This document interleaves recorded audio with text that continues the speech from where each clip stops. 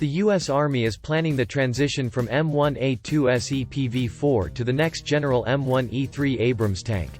Shift influenced by warfare lessons from Ukraine. Emphasis on mobility and survivability. The new M1E3 aims for initial operational capability by the early 2030s.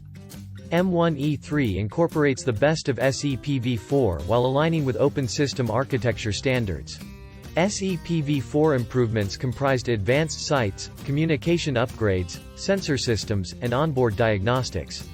Weighing concerns and need for internal protections were major factors for the change. Modern M1 tanks' weight poses challenges for transport and battlefield mobility. GDLS's future main battle tank demonstrator, Abrams X, may hint at M1E3's direction.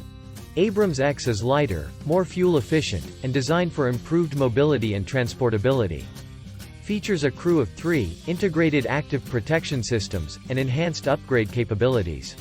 Emphasis on battlefield connectivity with AI, M1E3, and capability to serve as a node in lethal networks.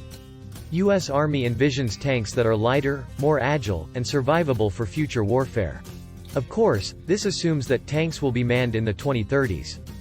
Given how quickly other autonomous air and sea systems are progressing, it may not be long before autonomy is applied to new tanks. At that point, tank design may change radically without the need to protect the crew inside of it. Exciting times. That's all for today. To stay up to date on AI plus military, don't forget to subscribe.